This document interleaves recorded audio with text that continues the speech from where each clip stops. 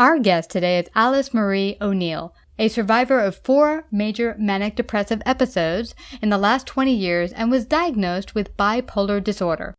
As a mental health counselor, she has worked through her own depression and mood swings and chronicled her life experiences in her book, The Formula. Today, she shares some of those experiences and some of the steps you can take to healing your own depression. Today, she shares her 7 steps for healing from depression and manic. Get her book today, The Formula, on Amazon and all major book retailers. Hi, Alicemarie. How are you this evening? Welcome to Savvy Business Radio. Thank you for having me. Well, I'm super excited to have you join us. When Ava told me the wonderful book you wrote, The Formula, it touches upon a very important topic, which we've touched on a couple of times on Savvy, but it's one that affects over 40 million people in the United States, and that is depression.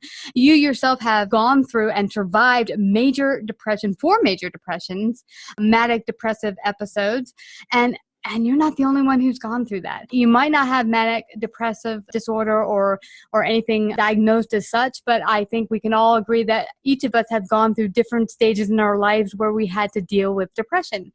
And how do you get diagnosed? How do you decide if you have a problem that could be treated with a psychotherapist, with medication?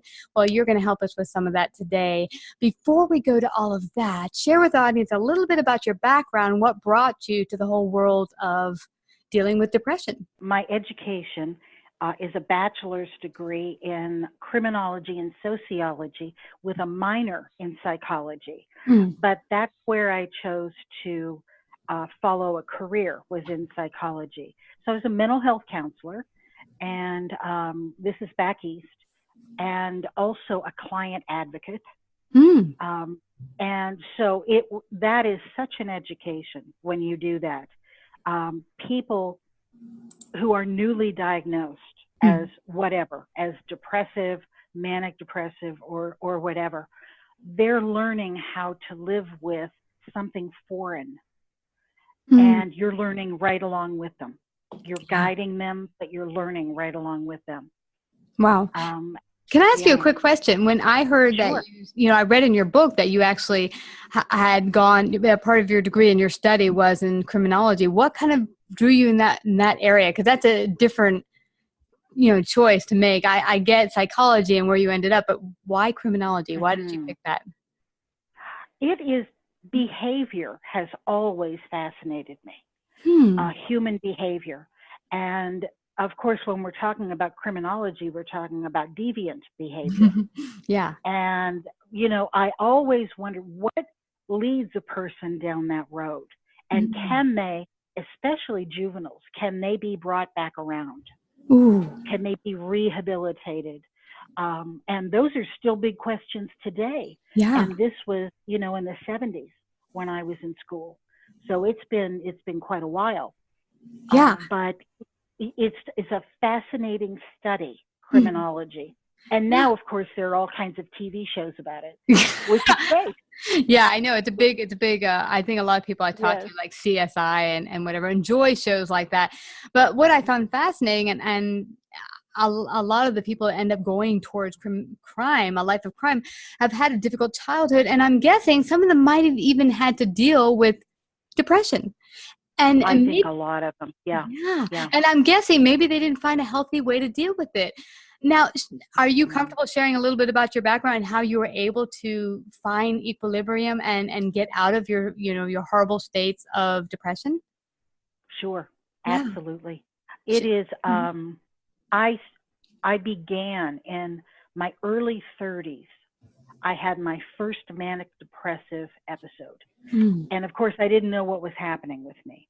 And I had a brief hospitalization. They were trying to diagnose me. It took about 6 months at that time to diagnose me. And during that time, I was not really on any medication. And that's when I went down into the really deep depression, a dangerous depression. And finally, they got me on lithium, and I was diagnosed as bipolar. So I went for 10 years without any problem. Wow. And then the doctor wanted me to try different medications because lithium can be hard on your body.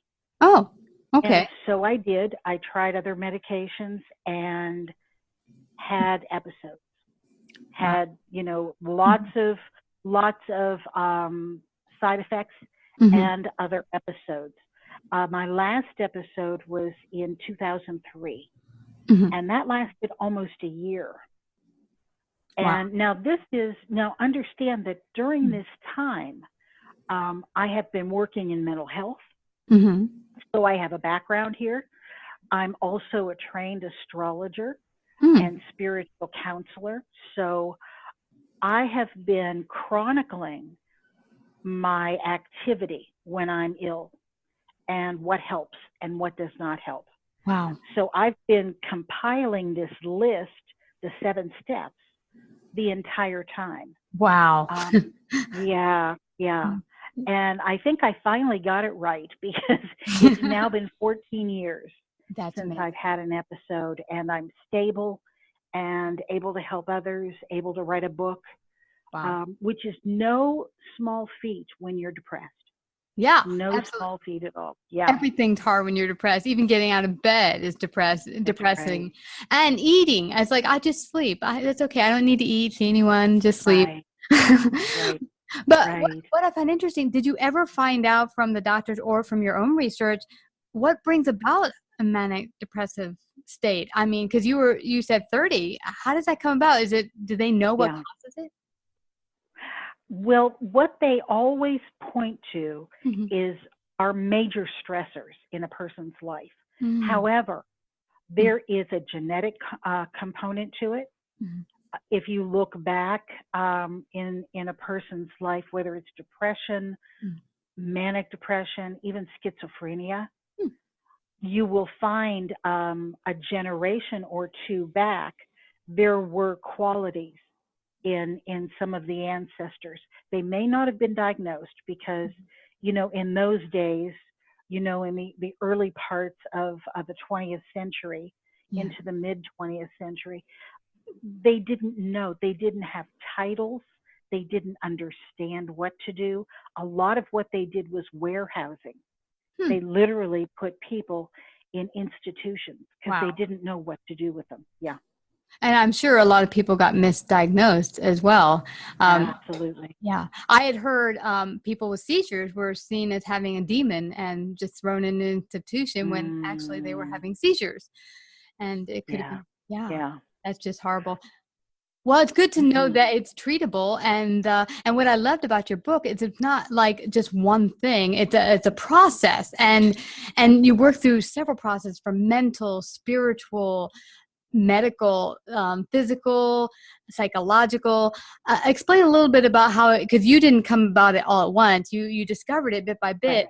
But can you do some of the steps, or can someone getting started on the formula do some of the steps? Is it important to do all the steps? No, it's not. There is, the first step is the most vital, though. And this is necessary to move beyond it, to get further into the steps, to heal. And that is stabilizing. And stabilizing often means medication. And I know that medication pharmaceuticals have a bad reputation, but they have a lot of value in the mental health field. They really do. Some people only need maybe an antidepressant or other medication for a short period of time to get them over a particularly stressful event in their lives. And then they go on and they're fine. Others, like me, I need to have medication to balance me out all the time. So I have to live with that. But stabilizing is the key. It is the very first thing. And then the rest of the steps, you can really tailor them to what you are interested in and what you feel like you want to do. Mental alchemy is fabulous because it literally changes our vibration. Everything vibrates, and thoughts vibrate. When we have very low level thoughts, we're vibrating at a very low level, and it's almost as though everything we attract to us is negative.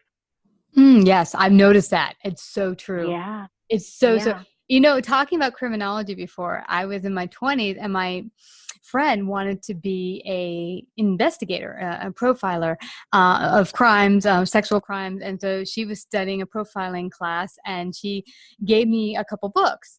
And they were strictly no pictures, just, studying up on profiling but reading about the criminal mind. And I started reading it for a couple of weeks, and I ran into two really deviant, very scary people in that time. And by the second time, Ah. it happened, I was in the elevator alone with somebody thinking, okay, I'm going to put all these books away. I'm not reading this anymore. This is out of my life. But I saw a Yeah. connection to reading and being immersed in that, to having that element come into my life. That is really perceptive, because that's absolutely true.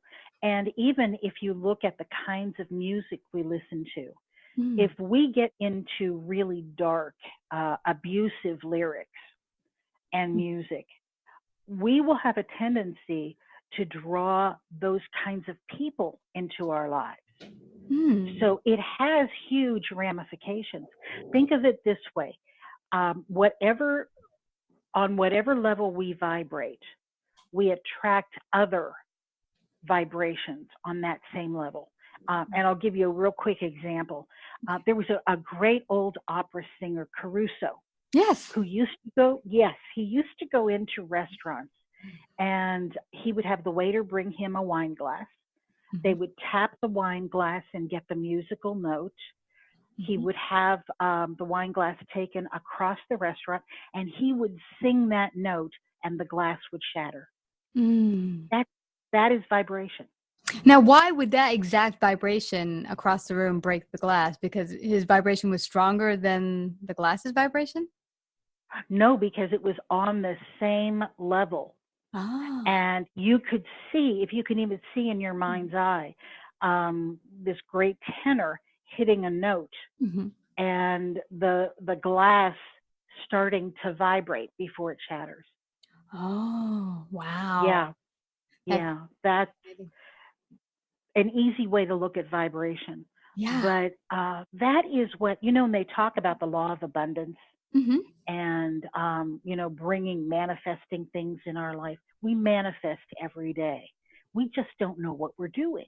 We just manifest it, and then we don't want it. But you brought this into your life.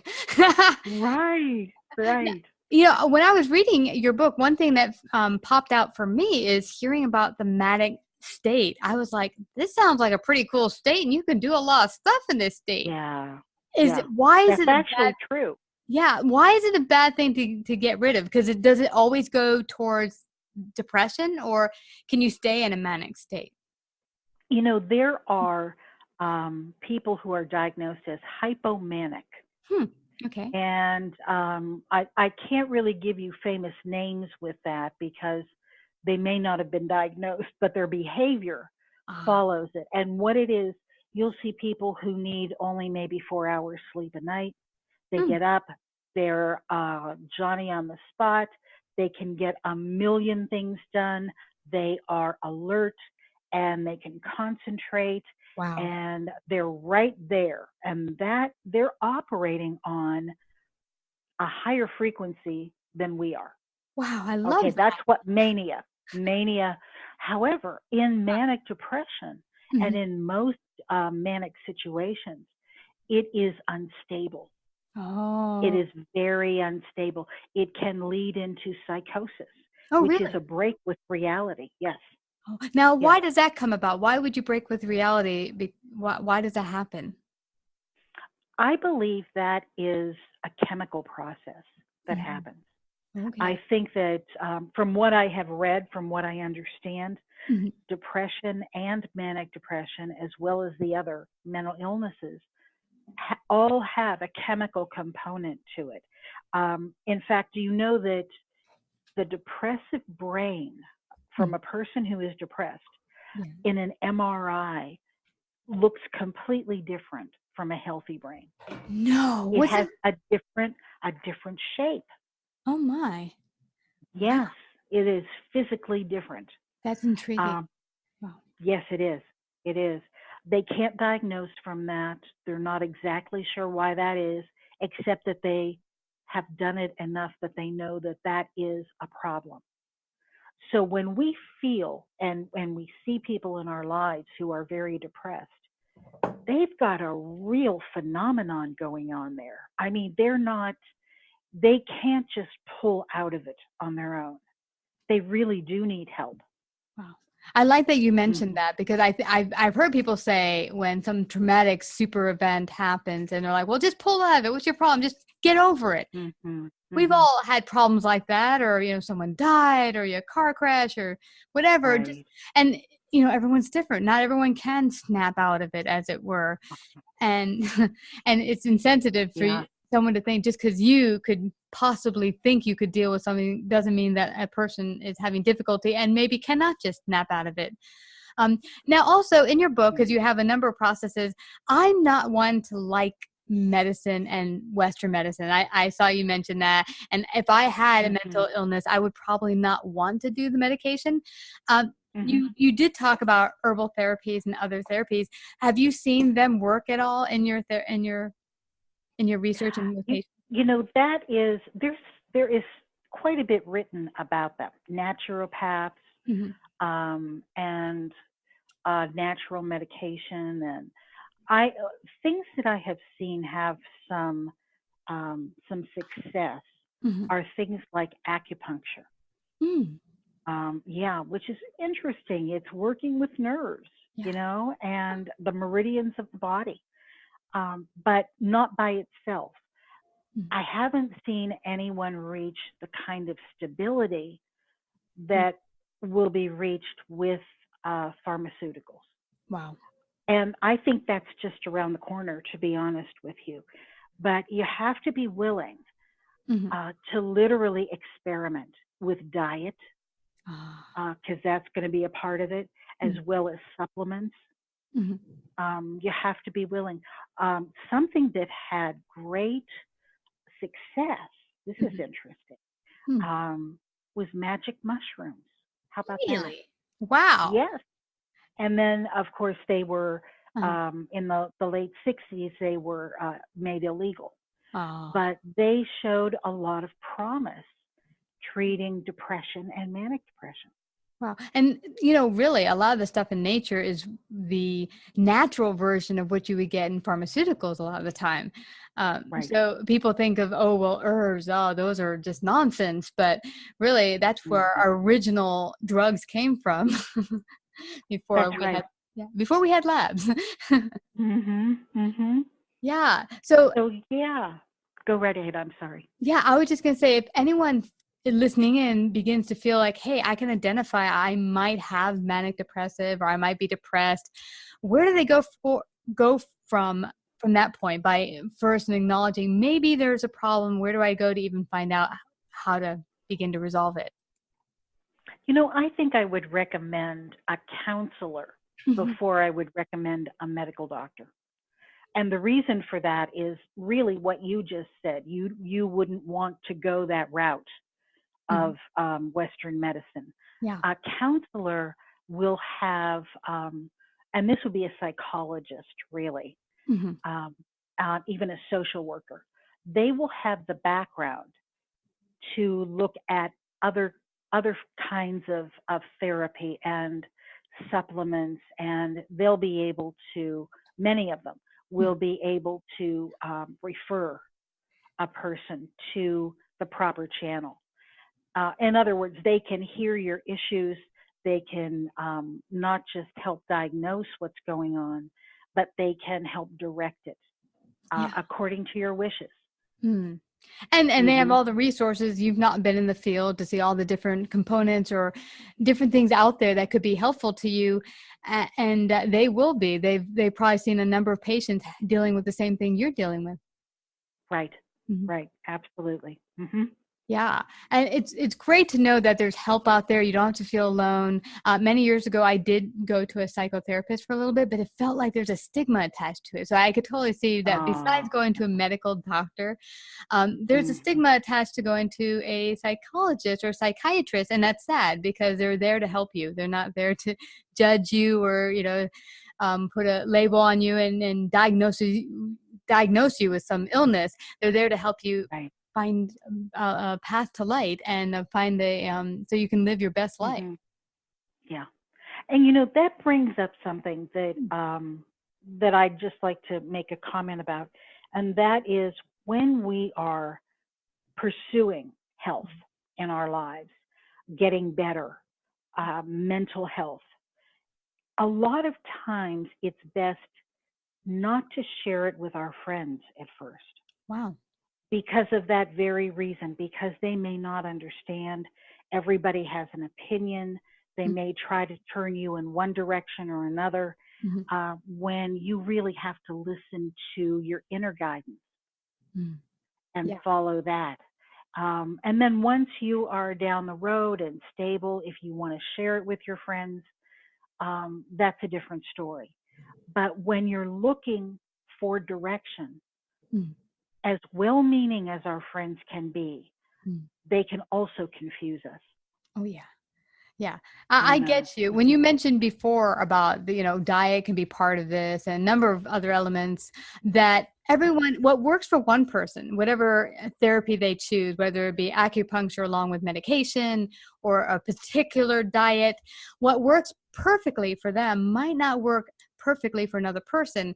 And we had a nutritionist on a couple of years ago who said, I happen to follow more of a paleo diet. And some people come out and say it's the diet, the gods of, no, how do you say it? The diet that's the absolute most perfect diet. And I'm like, I never think like that, he said, because I see that every single body is different and their body interacts with the world differently and needs different things. So I never just say one diet, one package fits all. And I think that's the same with this, that there won't be one treatment that matches everyone exactly. Right. That's absolutely true.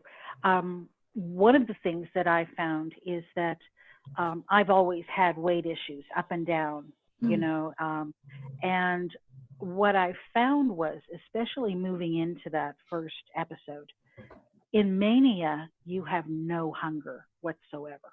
Whoa. I was living on cigarettes and water, literally. So I dropped a great deal of weight in a short period of time. And to this day, my doctors and I have always had this discussion back and forth.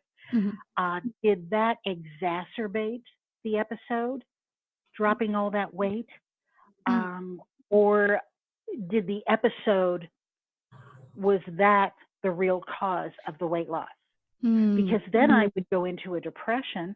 Think of a pendulum. As it swings one way, it will swing equally the other way.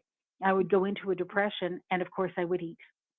So it became as much a dietary problem as it was a mental health problem. Wow. I love that you mentioned that, because we had probably 6 months ago, a nutritionist come on, and his whole focus when he helps patients with nutrition and diet is that it's not a one-step approach. It's dealing with your mind, your body, physical, and that includes movement and stress, which he said never, ever gets put in the component of dealing with nutrition usually, because people are just like, whatever I put on my plate. But you could eat the best diet in the world, he said, but if you have incredible stress and your mental, like you were saying, the mental chatter is negative, well, then you're going to have really awful results. So it's kind of a whole package for all of this. Absolutely. Well, this has been so fascinating. I don't want us to leave without finding out where to get your book, The Formula. Where can they get a copy of it today? On Amazon. It is in both Kindle and soft cover. I actually still use the soft cover because I like to go back and forth, in like a regular book. But Kindle is great too, because then I can have it on my phone. And take it with me wherever I want to go. But that's where it's sold. Okay. Do you also do you taking patients at the moment, or because I know you're in Hawaii at the moment? Do you take patients? Can anyone work with you right now? That I would say, and I would, be perfectly happy to Mhm. give out my email address because at this point, I've got a website under construction. Okay. But it would depend. It Okay. would depend if we're a good fit, a client and I, and we can agree on moving forward together. Sure, Okay. absolutely. Fabulous. Well, Hmm. I'm so grateful you were able to share your experiences and your wonderful formula, which everyone has to go check out today. Whether you've actually been diagnosed with depression or not, we've all had to deal with it. And this book will help you get a better, clearer picture of how you can have your best life in all aspects: mental, physical, psychological, health wise. And anyone can use this book. I don't think it has to be someone dealing with severe depression or manic depressive episodes. So go get the formula today on Amazon. And thank you again, Alicemarie, for coming to Savvy Business Radio. Oh, thank you for having me. I enjoyed talking with you. Savvy Business Radio is home to over 3.5 million pairs of ears per show across the globe and runs in syndication on 12 AM and FM platforms, including iHeartRadio and 8 podcasting platforms. Find out about our paid sponsorship opportunities or how to become a guest. Call 732-474-7375 or email Christina at savvybusinessradio.com.